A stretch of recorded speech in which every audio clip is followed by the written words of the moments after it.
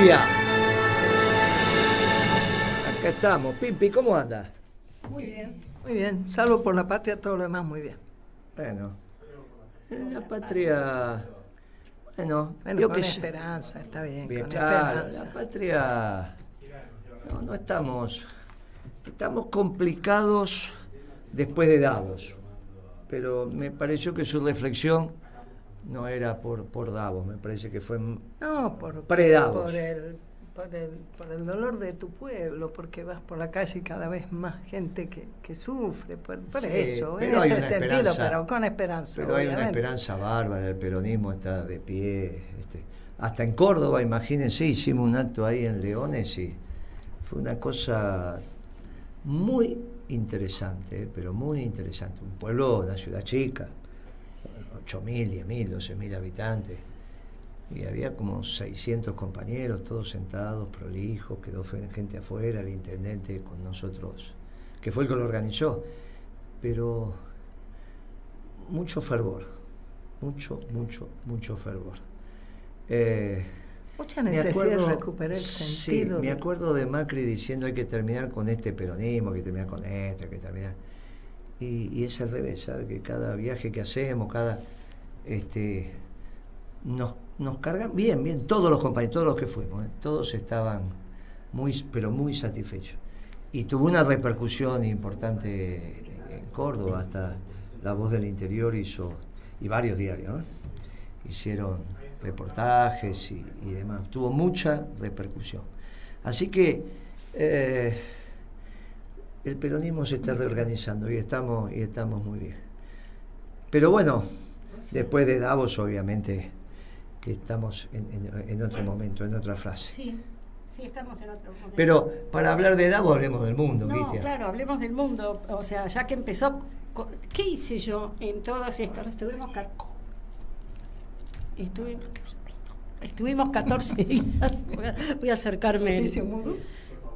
Estuvimos 14 días. Gracias, Chino, porque la verdad que a veces miro para allá, por la ventana y me olvido el micrófono. Estuvimos 14 días sin venir a la radio. Entonces el mundo en 14 días, los cambios y los... Sí. Siga. ¿Sabe qué? Me dispersa. Claro, pero tengo que explicar que hay un eco acá en el estudio que nos complica todo y no se lo voy bueno. a decir al aire porque lo escuchan todos. Bueno, pero Ya está. Usted ya tendría está. que se dé cuenta que siga. No, ahí pero- esta vez el ruido es el que le pasa. que acopla. Debe ser algo que acopla. Ahora está peor, me parece. Pero bueno, no importa.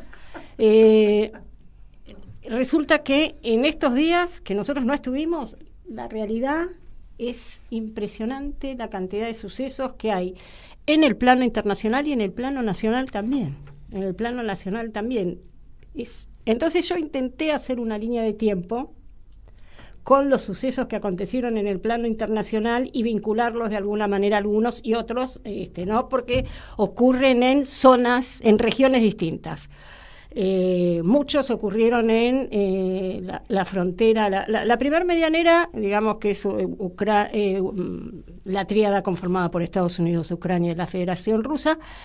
Oriente Medio está muy caliente, muy caliente, y América Latina, o no digamos América Latina, ¿no? Porque es un término francés, que además los franceses que han recorrido América Latina también buscando asentarse, han pasado por Brasil, han pasado por México, incluso han en parte, no solamente para diferenciarse de la corona española, sino para diferenciarse del mundo anglosajón que lo tenían, digamos, en México, ¿no? Entonces, América Latina, digamos, no es sajona, también es América Latina. Bueno, no somos América Latina en realidad. Yo me inclino más por Iberoamérica, ¿no? Porque ahora con este eje de la Amazonia, Brasil tenemos puntos en común en la estrategia en el Atlántico Sur, como habíamos planteado. Pero bueno, vamos, entonces, en Iberoamérica, incluimos a Brasil, las cosas están muy calientes, bueno, con el tema de Ecuador, que no es una cuestión aislada, sino que es una cuestión que está ocurriendo en todo el continente con el narcotráfico y está ocurriendo en nuestro país también.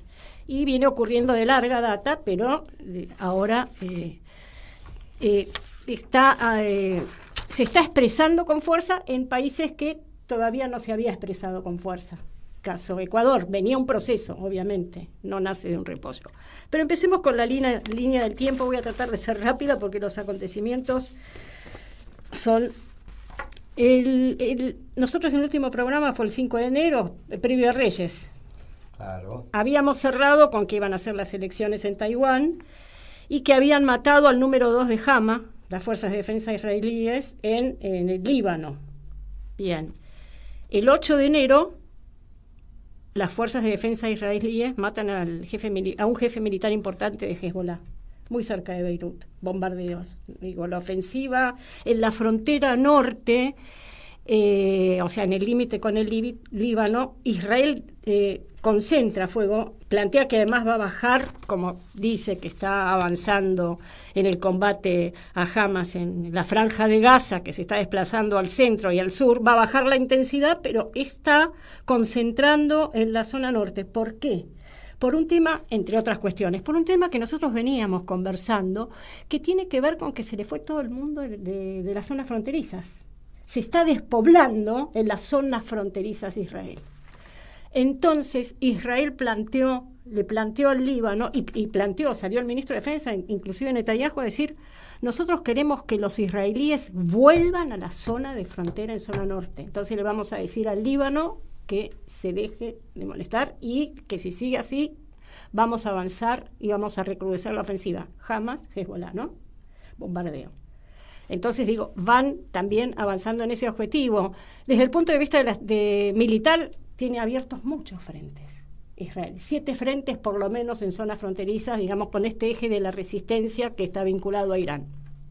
Bueno, ¿qué pasa en América Latina? Estalla, digamos, toda la situación en Ecuador.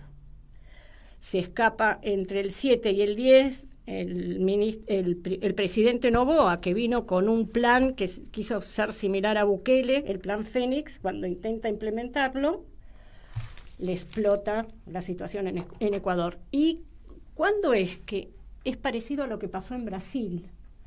En Brasil, cuando en las cárceles de Brasil quieren en San Pablo fundamentalmente, donde está el PCC, primer comando de la capital, hace unos cuantos años, ¿qué quisieron hacer? Aislarlos y quitarles las comunicaciones. Porque, ¿qué pasa? Ahora las organizaciones, este tipo de organizaciones vinculadas al narcotráfico, que además son empresas porque ganan mucho dinero, y en algunos casos conducidas por cuadros políticos, claramente, se han cambiado. Desde que cae el cartel de Cali y de Medellín, que tenían estructuras piramidales, estas organizaciones empiezan a funcionar como células, pero además se conducen desde las cárceles, altamente comunicados. Cuando le quieren cercenar el tema de las comunicaciones, no es una cuestión, digamos, que determine, pero cada vez que quieren cercenarle, aislarlo, la respuesta está afuera, no está adentro. A esto me refiero. Bueno, es largo, pero bueno, ¿cómo fueron cambiando estas organizaciones? La cuestión es que quiere implementar el plan Fénix, Noboa, quiere controlar el tema de las cárceles, quiere hacer algo similar el tema de la seguridad fue un eje fuerte de su campaña y estalla Ecuador. El 11, Estados Unidos más Reino Unido, más los aliados, este operativo que Guardián de la Prosperidad del Mar Rojo, ataca Yemen. Estoy mirando porque me hice un machete, porque si no me voy a perder en la lontananza. Incluida su capital, que es donde, digamos, están asentados fuertemente, es la zona que los hutíes han recuperado, y además del norte de Yemen, ¿no? Porque hubo una guerra civil importante en Yemen. Entonces atacaron 60 objetivos, 12 sitios, puestos de mando y control, depósitos de municiones, sistemas de lanzamiento, instalaciones de producción y radares de defensa. Atacaron todo. Pero atacaron un país. Digo, hay un cambio. Atacaron Yemen. Incluso fue supervisado por el secretario de Defensa desde el hospital, este operativo. ¿Qué pasa en las famosas elecciones en Taiwán?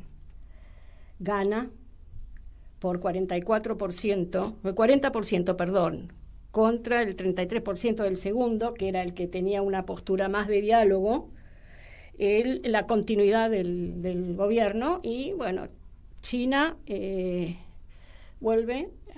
insiste, como sigue insistiendo, una sola China, dos sistemas. El ejército chino antes de las elecciones dijo que no iba a permitir que Estados Unidos no se metiera una vez más y que no iba a permitir que se independizara Taiwán de ninguna manera. Digo, estas son estas recomendaciones amistosas que hace China. Y además, bueno, acercó y rodeó la zona de Taiwán con su despliegue militar aéreo, como diciendo, acá estamos, no se olviden. Pero bueno, yo creo que la nueva presidencia, si bien plantea, no va a ir yo no creo que vaya por la independencia de Taiwán. Creo que van a generar una instancia de diálogo. Vamos a ver qué pasa con esto. En esa misma fecha, en América Latina, le prenden fuego a 5 militares bolivianos en la frontera con Argentina. Digo, esto vinculado con el narcotráfico. Digo, cómo el narcotráfico está extendido en toda América Latina. Hay un dato que es interesante. El 14 de enero, por 2 días, ¿quién viaja a Irán? El ministro de Relaciones Exteriores hindú, de la India. De la India viaja con la idea de conversar sobre la situación regional, internacional, establecer, digamos, acuerdos de conectividad, bueno, empezar, pero viaja a Irán. India, Pakistán, sabemos que Pakistán y la India no se llevan muy bien. Pakistán es una potencia nuclear, Irán es una potencia militar que está enriqueciendo uranio de manera acelerada en este momento, de manera tal de no llegar a la frontera, digamos, de que se pone el alerta rojo a escala internacional y, digamos, de las organizaciones que controlan el desarrollo nuclear, pero Irán está diciendo, acá estoy. Irán ataca entre el 15 y el 16 de enero, ataca Siria y ataca Irak. Entonces, ataca la zona del Kurdistán de iraquí, ataca la capital, planteando que vuela la casa de un empresario, ¿sí? Con misiles balísticos, ¿sí? Misiles balísticos, digo, hay que ver en realidad qué está mostrando también Irán con esto, diciendo que ahí había un asentamiento de la Mossad y que organizaba la inteligencia y demás. Y ataca Siria.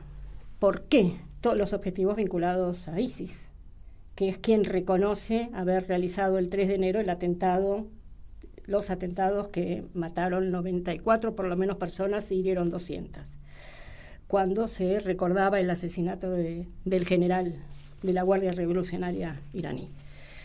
Entonces, digo, lo que está haciendo Irán quirúrgicamente está con sus misiles de largo alcance. Sí, señor, yo disparo misiles. Estos misiles van para acá, van para allá, pueden ir a Israel, o sea, también está haciendo y está devolviendo, y esto lo vamos a ver también con Pakistán. Está devolviendo con operaciones militares de despliegue, pero digamos focalizadas, está devolviendo accionar también en su territorio. Muy bien. Quiero, y además lo subrayo, en diciembre del año pasado mataron a 11 policías iraníes en un ataque, ¿sí? Y este ataque tiene que ver con Pakistán. Después, el 16, ataca Pakistán, con misiles balísticos también. Y para entender un poco esta situación, acá tengo un mapa que lo podemos mirar nosotros, pero es interesante. Es la zona de Baluchistán. Es una región en donde hay un fuerte asentamiento de hidrocarburos y minerales, oro, cobre. Es muy rica esta zona. Una parte de esta zona está en Irán, que es el Sistán Baluchistán. La otra parte está en Pakistán, Baluchistán. ¿Qué ataca Irán? La parte que está en Pakistán, ¿por qué? Porque hay una guerrilla una organización político-militar, que es la que, ya voy a decir el nombre porque es tanta información que ya no me da, pero es una organización sunita que fue la que mató en diciembre a estos 11 policías en Irán. ¿Qué está haciendo Irán? Está devolviendo, ¿sí? La paciencia iraní, dice. Y están asentados acá. En la parte iraní hay otra organización político-militar que ataca, digamos, que plantea la independencia en Pakistán, ¿se entiende? Entonces están enfrentadas y fuego cruzado. Y entonces, ¿qué hace Pakistán? Le devuelve y ataca a quienes quieren la independencia en el territorio pakistaní. Entonces yo creo que este ataque, que en un momento pareció sorpresivo, tiene sus causas, tiene sus mensajes, digamos, desde los misiles balísticos están diciendo, tenemos poder de fuego y llegamos. Tiene respuestas a atentados y situaciones ocurridas en sus propios territorios, y tiene movimientos en el mapa, son movimientos en el mapa geopolítico, ¿no? Pero ahora Irán también está estableciendo relaciones con India, enemigo de Pakistán, cuando Irán apoyó a Pakistán por la reivindicación de Cachemira, que es una disputa que hay entre Pakistán y la India claramente. Entonces, bueno, hay que mirar atentamente porque este tablero internacional se mueve permanentemente y, digamos, no hay ni aliados ni enemigos eternos en esto. Hay intereses que se van poniendo en juego según los momentos y según el contexto.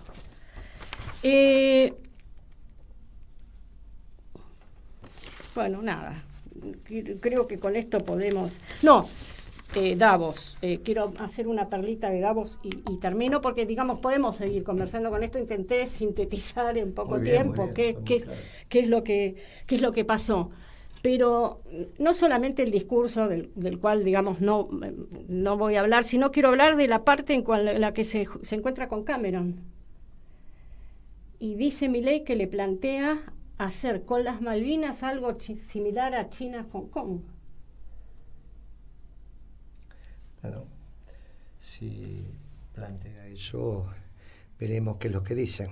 Y parecería ser que le dijeron que Argentina no es China y las Malvinas no son Hong Kong. Sí, le contestaron. No es una propuesta que no podría ser contemplada del lado argentino. Pero hay que ver en cuánto tiempo están planteando, un tiempo razonable podríamos verlo. Pero se daría de bruces con la necesidad de los británicos de ir por la Antártida. El Atlántico Sur y Antártida. Y Atlántico Sur y Antártida. Desde el lado de Milei, si es una propuesta del gobierno, es una propuesta para ser entendida y conversada. Sí, pero parece que el Reino Unido contestó después, con posterioridad al encuentro, que va, en principio. Esto, digamos, es... Me parece que las distancias hoy son... Por eso para una propuesta de esas características la Argentina tiene que crecer. Tiene que volver de manera gobierno y tiene que crecer la Argentina. Porque fíjate lo que significa Taiwán en el mundo con semiconductores, digamos, los intereses que están en juego, ¿no? Además. Taiwán, Hong Kong, el centro financiero y la relación que tenía China con Hong Kong, que no es la misma que nosotros tenemos con Malvinas. Muy bien, muy interesante el análisis. Los indios obviamente están jugando en la zona. Uh-huh. En algún momento se dijo que los chinos habían generado... Me olvidé un dato antes. En esta zona, ¿quiénes salieron a pedir que se pusieran de acuerdo rápidamente? Los chinos, porque tienen empresas mineras allí, igual que la empresa de Canadá, la Barrick Gold. Digo, no es un dato menor, hablando de China. Cuando el acercamiento entre Irán y Arabia Saudita, que era un acercamiento que se estaba dando desde hacía tiempo. Uh-huh. Bueno, ahora vienen a jugar los indios también. Esto tiene que ver con... Putin tiene una relación con la India también. Clarísimo. Tiene una relación con Irán. se va armando un esquema ahí que está dentro del tablero que habíamos lo que definido. veníamos planteando, y cómo, digamos, la Federación Rusa, Estados Unidos son los que están pisando fuerte en el concierto internacional. Y vamos a ver cómo se va. Son los dolores de parto del nuevo orden internacional. De eso no hay. Cómo duele, ¿no? No hay duda. El Papa habló al respecto también. El Papa habló al respecto. Tiene claro el rol que tiene que jugar él como guía espiritual de la humanidad. Pero Milei apareció en Davos, y en ese aparecer en Davos, Milei generó una situación muy particular,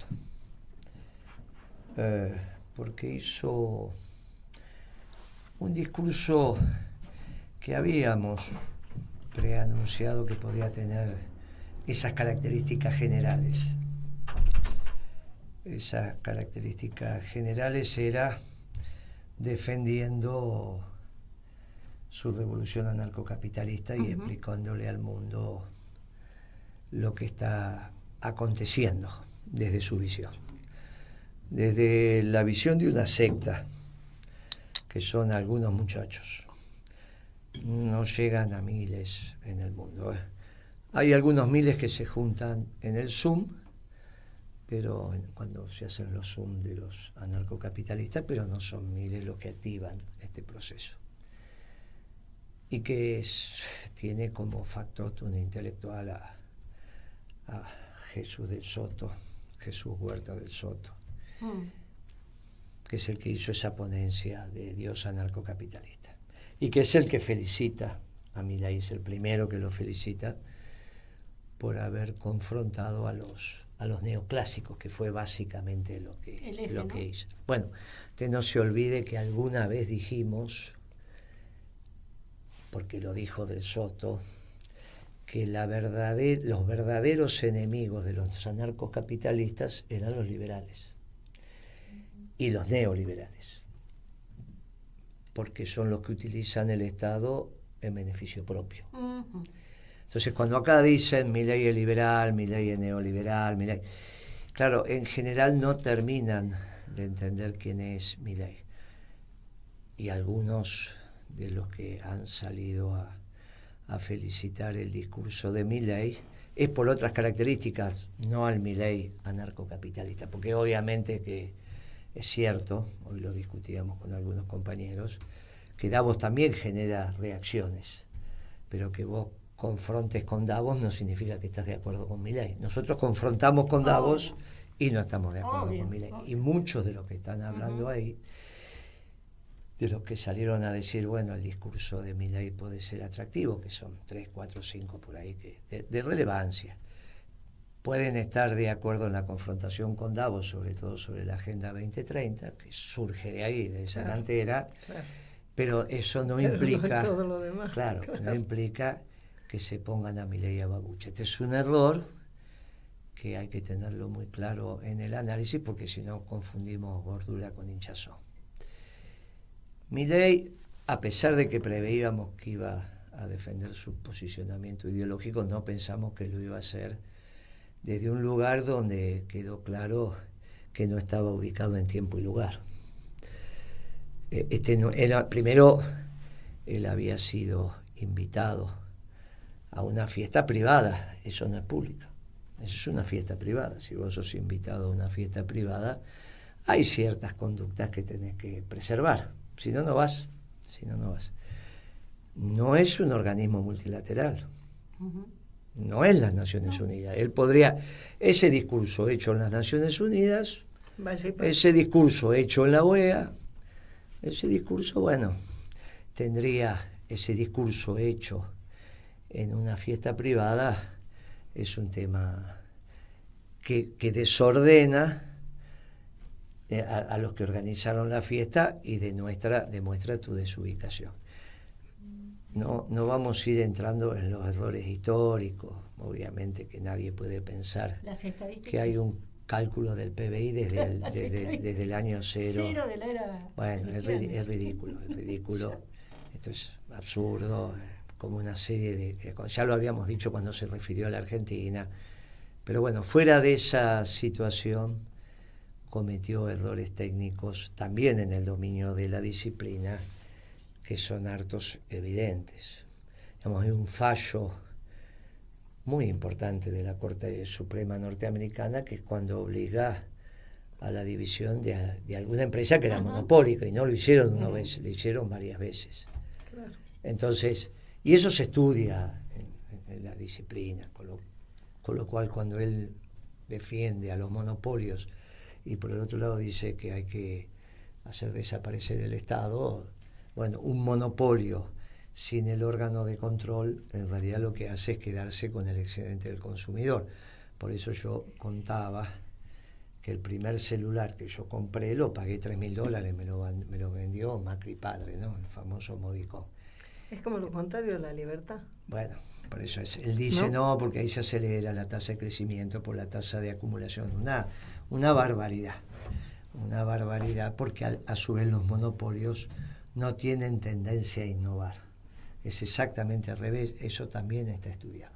Un monopolio que está tranquilo en su lugar sin regulaciones, si no le pones algunas condiciones de inversión, obviamente que no tiene tendencia a generar ningún cambio porque está cómodo como está. Esto está recontraestudiado, es un error conceptual grave que lleva a una situación peor, que lo que dijimos muchas veces, que no se había terminado de formar en la disciplina, queda palmariamente demostrado.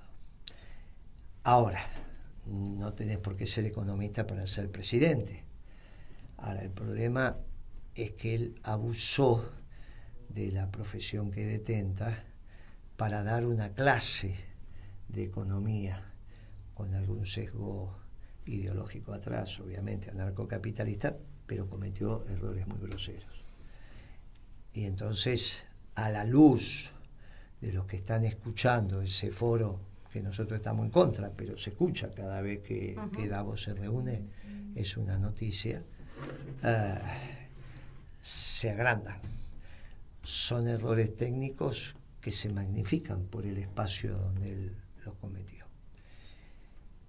Pero a su vez también tenía un problema de desubique que lo empieza a ser inimputable y que incluso le puede traer inconvenientes que él presuponía que los tenía resueltos porque le habían dicho que esa opinión personal de los muchachos del fondo cuando vinieron a la Argentina hicieron una especie de comunicado de prensa que el ministro se ocupó de amplificar en esa conferencia.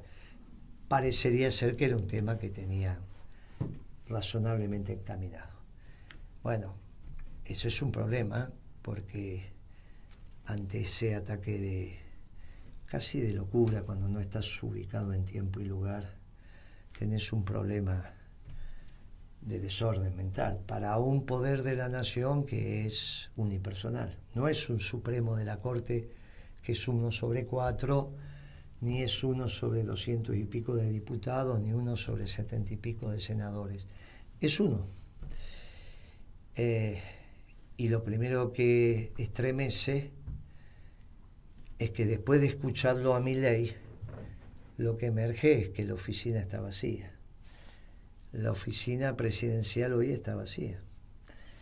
Puede estar ocupada físicamente, pero está vacía en términos de posibilidad seria de toma de decisiones en un marco de racionalidad. Y lo peor que le puede pasar a una nación presidencialista como la nuestra es que la oficina esté vacía. Porque si la oficina está ocupada, te pueden llamar a negociar. Después podés arreglar o no podés arreglar. Si no te llaman a negociar, vas con una piedra en cada mano a tirarle piedras a las oficinas. Pero el problema mayor que tenés es cuando la oficina está vacía y no tenés a dónde ir. Acéfalo. Porque entonces, hasta el paro del 24 empieza a tener un problema muy serio. Este paro de armonía entre el capital y el trabajo, con una oficina vacía, ¿Frente a quién va? Claro, empieza a tener la dificultad de decir, ¿qué hacemos, muchachos? ¿Cómo ordenamos esto? ¿Cómo tomamos decisiones económicas para seguir abasteciendo al mercado? Por ahora, las decisiones económicas en automático se siguen tomando y eso es importante. Pero es necesario en una serie, al margen de la aptitud que tenga el presidente en términos de su posición ideológica y de su capacidad intelectual, tomar decisiones todos los días. Detectamos una célula de la contrainteligencia, una célula de espías uruguayos, para no hablar siempre de los chilenos. ¿Qué hacemos, presidente? El presidente reside. En ese momento él decide, bueno, esperen, voy a hablar con el presidente uruguayo. El secretario del presidente se conecta con el secretario del presidente uruguayo y dice, mire, acá el presidente quiere hablar urgente porque detectamos una célula, tenemos rodeada. O hay ejercicio militar en los brasileros cerca de la necesito ya hablar con el presidente uruguayo antes de tomar una decisión. Bueno, se hacen estas cosas, muchachos, se hacen estas cosas. No es que en la base de submarino de Mar del Plata no hay espías chilenos mirando la base. Todo el tiempo están mirando la base. Y los marinos que están de aquel lado saben quiénes son y hasta que no reciban una orden están ahí. Y la orden solo la puede dar el presidente, ¿no? ¿Quién la va a dar? Por más que sea marxista, liberal o peronista, la tiene que dar. Por eso cuando dijimos, mire, no jodan con los presidentes, termínenla con esta estupidez, porque así sea Macri tomó muchísimas decisiones que tienen que ver con el secreto de Estado, que no las puede tomar la hermana, ni la puede tomar ningún ministro, porque para eso están los decretos secretos que termina firmando el presidente. O sea, hay una estructura institucional que no se puede vulnerar, a razón de que después todo eso puede terminar siendo... No es que un decreto secreto lo puede firmar cualquiera y después esto no va a ser revisado. Aparte hay todo un protocolo de la firma. Entonces el presidente tiene que trabajar de presidente así sea Milei. El problema es si puede. Si no puede trabajar de presidente y el Milei que vimos es el único Milei posible, la Argentina tiene que empezar a resolver esto institucionalmente. Y en esta resolución institucional, Lustó tiene mucho para hacer porque es el presidente de un partido centenario y muy importante. Hasta ahora el mejor tuit lo sacó la Stolbizer, que no parecía radical cuando lo escribió, o al menos cuando lo autorizó, que dice, a este muchacho que vimos en Davos no le podemos dar plenos poderes, ¿no? No se los podemos dar porque es una... No le podemos delegar poderes. Dijimos por ahí, imagínense qué sabio que es Dios que la Argentina no tiene misiles nucleares, ¿no? Imagínense que este muchacho tenga la botonera.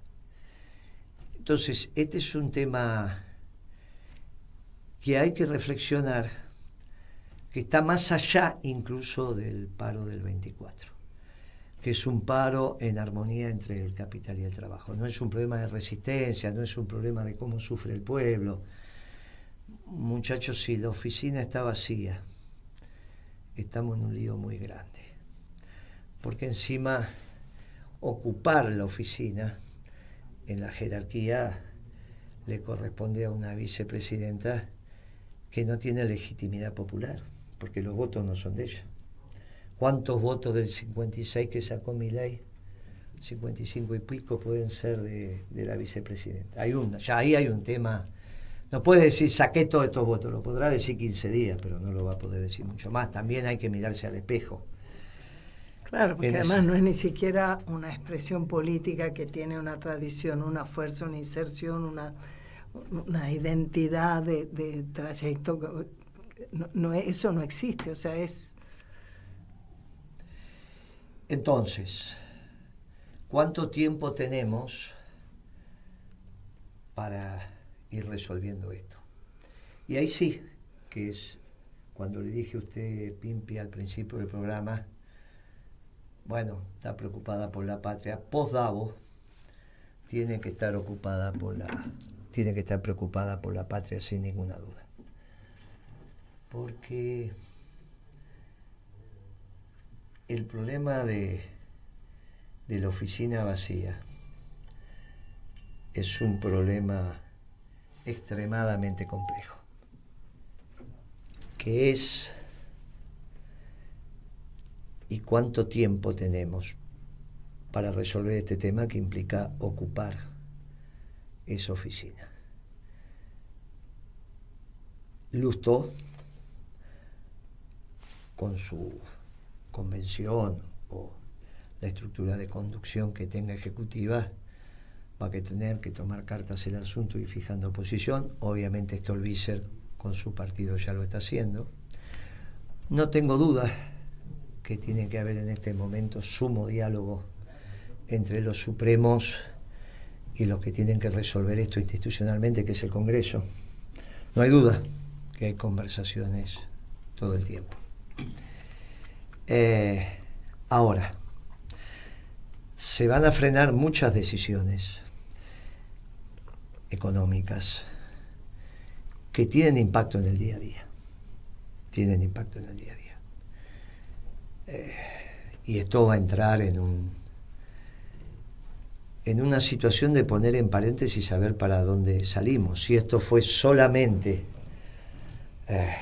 un lapsus que puede pasar por el estrés, porque no dormiste, porque comiste mal, porque estabas ante el mundo, entre comillas, y era tu primera salida, no estabas preparado, no discutiste con nadie esto, fuiste como se te ocurrió, porque me imagino que si hay una reunión de gabinete y le dicen que va a hacer ese discurso, le dicen no lo hagan, ¿no? O sea, está claro que no lo habló con nadie. Que era lo que prevíamos que iba a ser, pero no en esa profundidad, en esa envergadura y no en esa intensidad. Porque la intensidad es lo que define el grado de desubique temporal y de ubicación, ¿no? y de espacial. Entonces, la intensidad fue muy elevada. Transitemos como podamos las semanas por venir, pero con mucha madurez.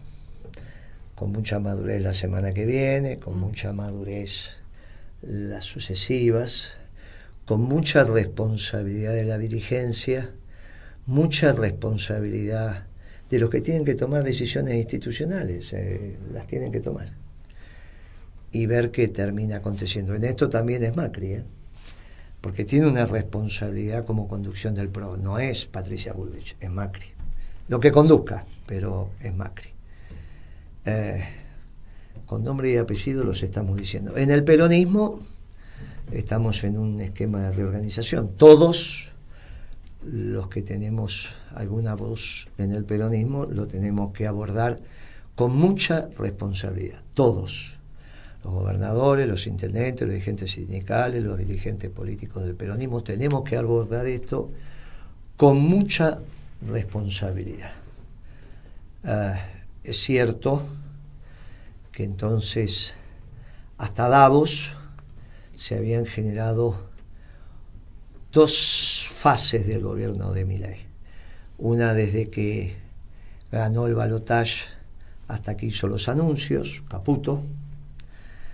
El miércoles subsiguiente, con la respuesta de los ganaderos y de los petroleros con el aumento de sus bienes de manera increíble, que volvió a frenar todo el proceso de entrega de listas que ya se estaba dando de precios y se duplicaron y finalmente se terminaron duplicando muchísimos precios, sobre todo los alimenticios.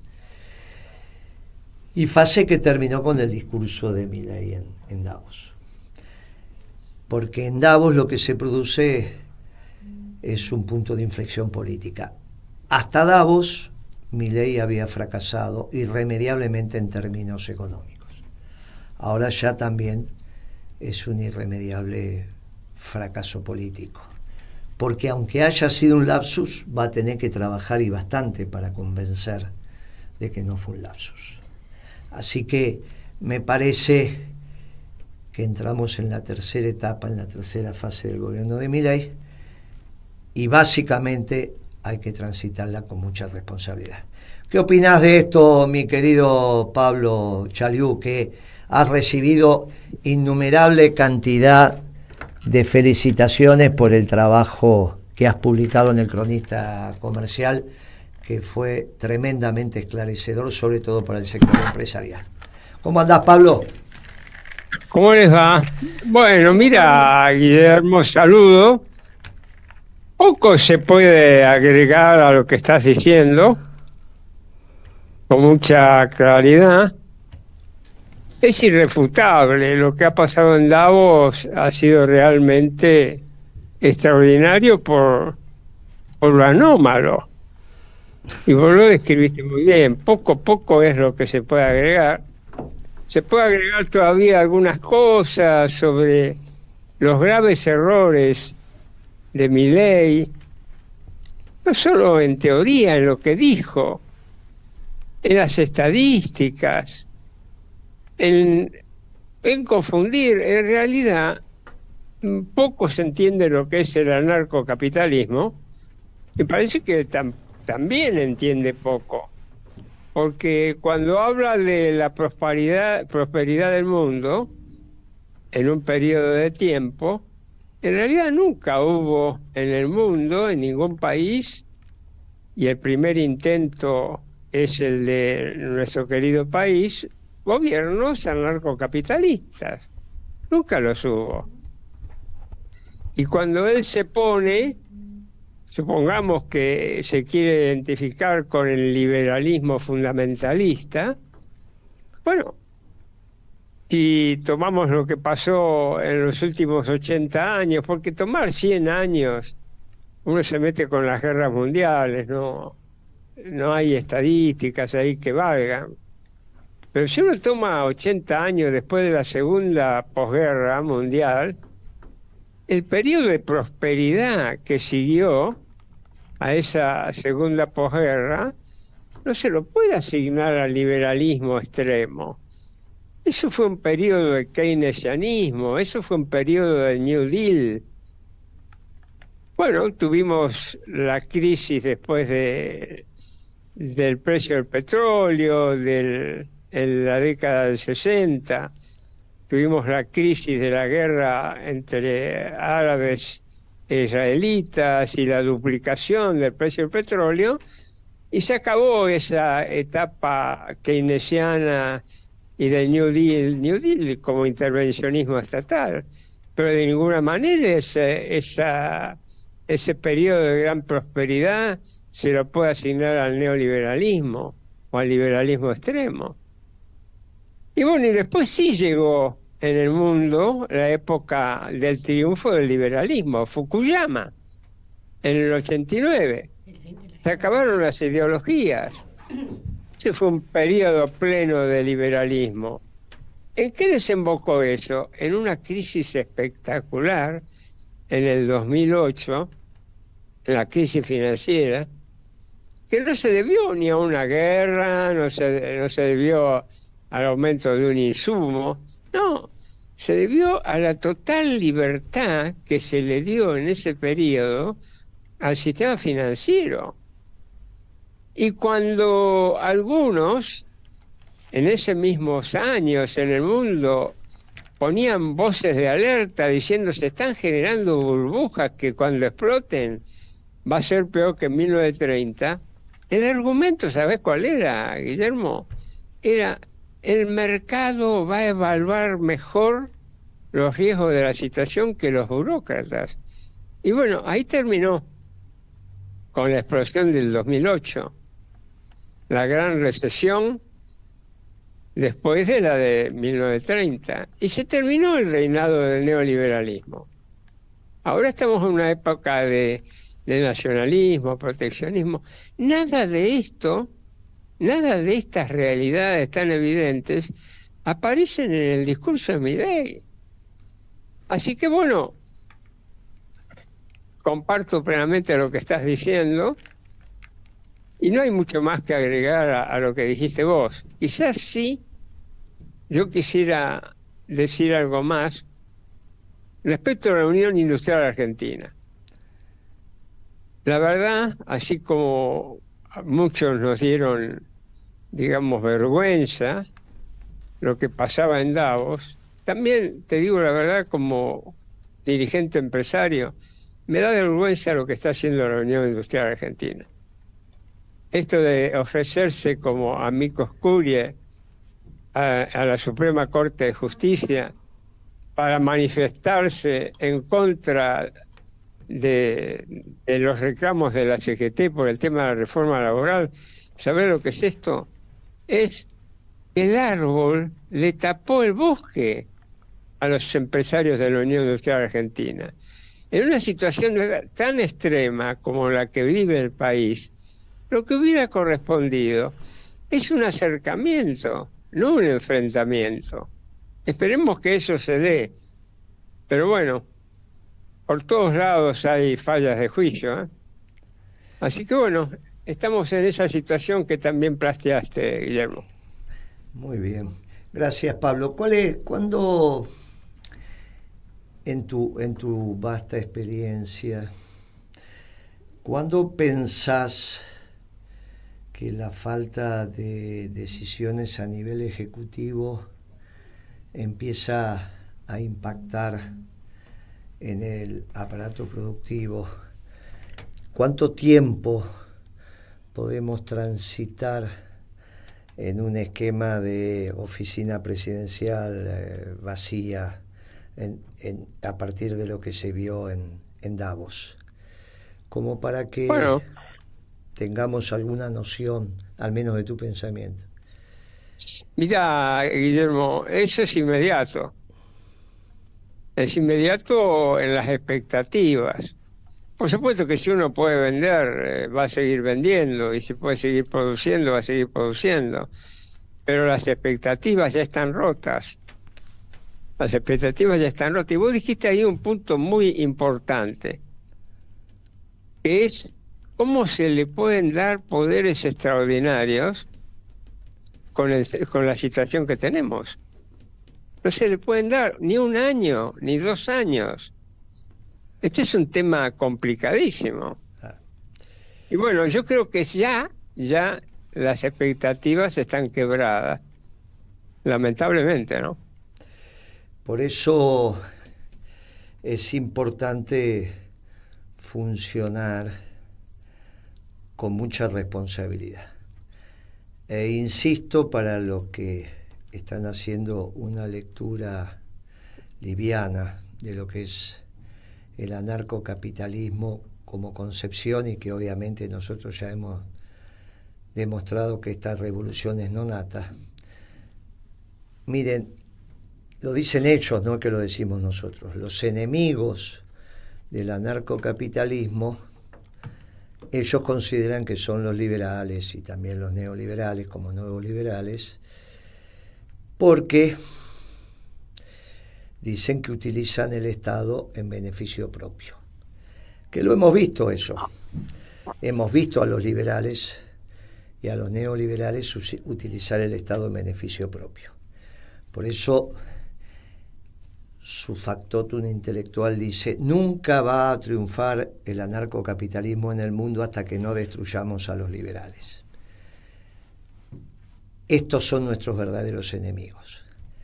Bien, esto es lo que hizo, por eso estaban tan excitados con el discurso de Milei. Jesús del Soto lo felicitó, fue uno de los primeros en felicitarlo, porque atentó contra el mundo en su faz liberal o neoliberal, y también obviamente contra la Agenda 2030, que los consideran socios también en el consenso de Washington, y todos estos derechos de las minorías, y un estilo de gobierno que lo vimos, que también esos derechos de las minorías, pero no que, como lo dijiste muchas veces, Pimpi, reemplace la política de mayorías. Una cosa es ocuparse como hay que ocuparse, y otra cosa es pensar que es el eje. Claro, desde ahí es el ataque de Milei. Ahora, el mundo va hacia el nacionalismo, va a ganar Putin, va a ganar Trump, el Papa que nos plantea que los pueblos son los sujetos de la historia, no es el mundo anarcocapitalista. Por lo tanto, esto habla de un no contacto con la realidad. Y esto ya corresponde a enfermedades que van, gracias a Dios, mucho más allá de la economía. No nos tenemos que ocupar los economistas de estas enfermedades. Sí, nos damos cuenta, como se dio cuenta aquellos 10.000 que se hicieron famosos en la Argentina, que todos decimos que son 10.000, que son los que leen los diarios, estamos hablando de los obispos, estamos hablando de los rabinos, estamos hablando de los generales, de los diputados, de los senadores, de los dirigentes sindicales, los dirigentes empresariales, estos 10.000 que son los que tienen que estar informados para la toma de decisiones diaria, cotidiana, y que lo vieron a Milei en ese espectáculo. Y de eso es muy difícil volver. Pimpi. Bueno, todo esto son temáticas muy de fondo, muy profundas, y que, bueno, vas acompañando con la reflexión, pero también tenés que ir acompañando con la acción, ¿no? Con lo que está al alcance de nosotros acá, las compañeras que estamos militando en la capital, hemos tomado esta apelación, esta convocatoria que vos venías haciendo, que también es muy profunda, porque cuando vos decís que nosotros tenemos que trabajar para que el movimiento nacional justicialista se reorganice, estamos diciendo que se repiense, que se conecte otra vez con su esencia, que se corra de la politiquería, de la especulación, del individualismo, pero a su vez que también tome nota de cómo integra las experiencias ocurridas. O sea, hace falta también como una reflexión, una ida y vuelta, un encuentro. Por eso está muy bueno la salida de nuestros compañeros con las mesitas en las plazas, en las esquinas,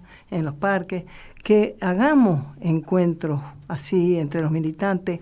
Fíjate, estábamos poniendo en marcha un trabajo con jubilados y pensionados, porque hoy por hoy ese mundo de la gente de nuestra edad, digamos, tiene un peso social importante y tiene una potencia de reclamo párense, que no nos pongan como mueble afuera, porque tenemos vitalidad, porque tenemos algo para aportar y porque tenemos esa trayectoria, esa identidad que nosotros no hemos perdido. Por lo tanto, también creo que poner en marcha eso nos va a desafiar a juntar eso con los jóvenes, a escucharnos mutuamente, a transmitirnos experiencias y necesidades, expectativas, y creo que con eso nosotros le vamos a dar un cuerpo a esta demanda de la reorganización, del reencuentro con la esencia que el peronismo tiene, con su originalidad en el mundo, porque cada vez que vos ves que se teoriza sobre las cuestiones de la política, vos fíjate que no hay dónde lo calzan al peronismo, dónde lo pueden poner. Si hablamos no del PJ, ¿no es cierto? Porque ya el PJ hemos visto cómo ha estado derrapando y cómo nos hace que nosotros tenemos que recuperar lo esencial, porque ellos lo fueron tapando, desarmando, de alguna manera pervirtiendo, poniéndolo en una decadencia.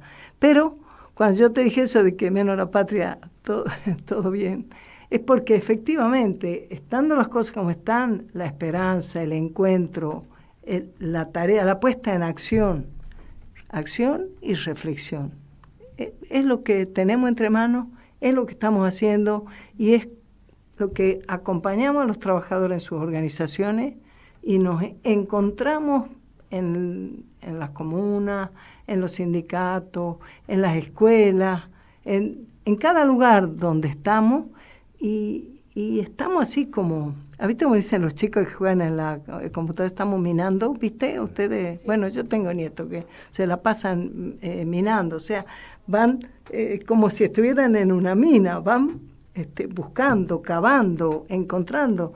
Y creo que vamos a estar minando en ese sentido, no minando en el sentido de minas destructivas, sino de construcción.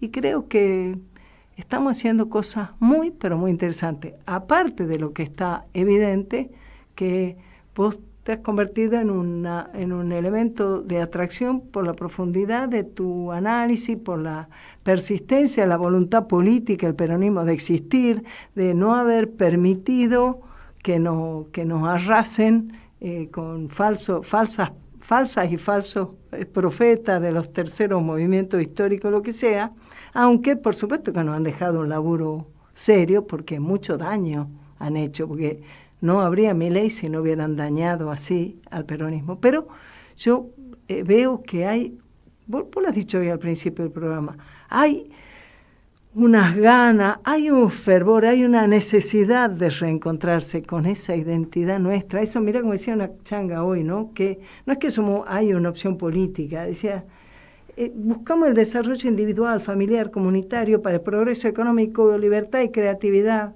en la necesidad permanente por medio de las políticas de alcanzar el bien común. Decía una compañera con la que venimos trabajando esto, de que nosotros los viejos no estamos para que nos desechen, estamos para ser parte que integra en esa recuperación y reencuentro que el peronismo tiene que tener. Así que mañana nos van a encontrar en la calle y los vamos a encontrar nosotros.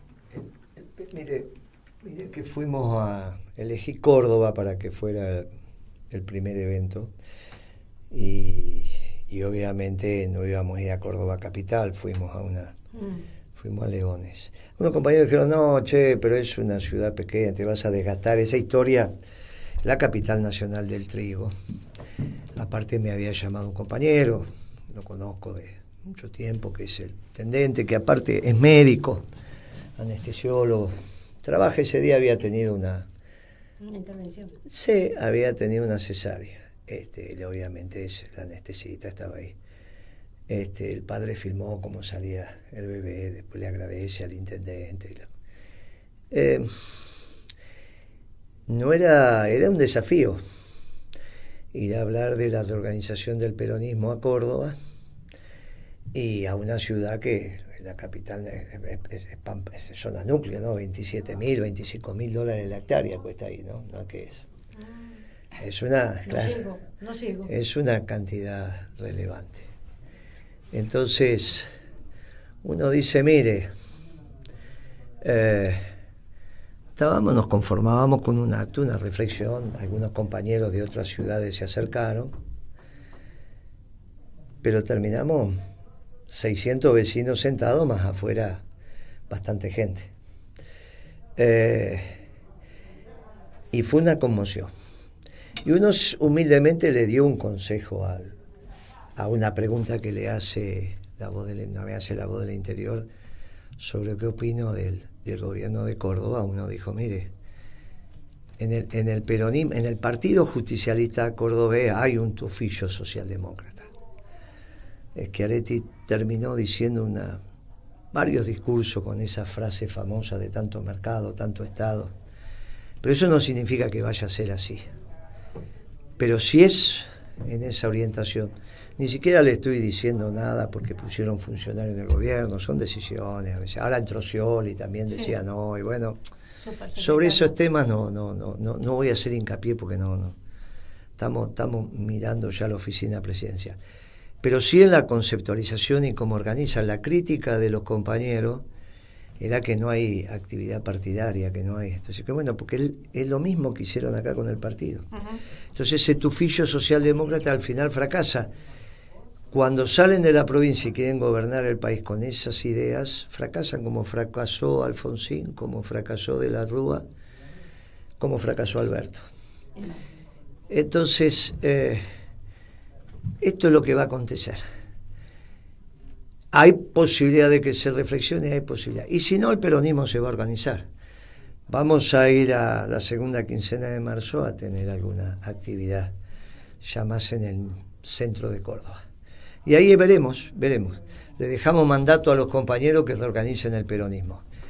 Y tomaron la posta, y así vamos a ir provincia por provincia. Y esto va a ser muy importante. Peronismo está con fervor. Ya no está en ebullición, ¿eh? El peronismo está con fervor. Se está organizando. Está sacando el bastón de mando. Y de esto van a salir cosas muy importantes y muy interesantes. Hasta la próxima. Y los que quieren Miranestra ahora, que estamos ahí con Marta y con el cadete, ¿no? En un programa que se llama la segunda parte del Leuco, que se llama, el programa se llama Debate. Sí. Está el cadete, Pedro, está Marta, estoy yo, hablando sobre el Leuco y las inconsistencias de su discurso. Que bueno, parece ser que van a cobrar a los abrojos, que no es un telo. Yo pensaba que era un hotel alejamiento. Es una quinta. Bueno, nos despedimos, Gitia. Y el que quiere ahora pone extra y seguimos por ahí. Bueno, les damos un fuerte abrazo a los compañeros y a las compañeras. Un fuerte abrazo peronista, estamos hablando de eso. Y bueno, hasta el próximo viernes, y con toda esa fuerza que tenemos, estamos de pie, reorganizándonos, estamos en las calles, en las escuelas estamos de pie. Y nada, con esta energía nos despedimos hasta el próximo viernes. Fuerte abrazo peronista a todos los compañeros. Y un abrazo muy grande para Vega. Para Vega, en nuestro corazón, para el Chino, para el equipo de Radio Caput, para Fermo Olgaray, y bueno, y algo. La Ana González, toda la fuerza, y para las compañeras de Córdoba, que son una masa. Así es. Nos vemos.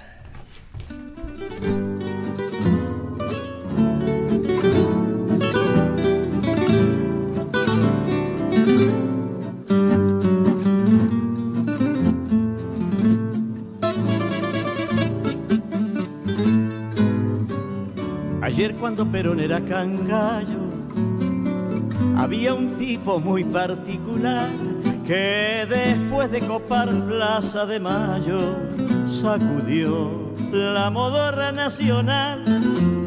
Era un tipo para odiarlo hasta la muerte, pa' quererlo a los gritos con pasión. Algunos ya lo hicieron avenida y otros no quieren tirarle ni un cordón.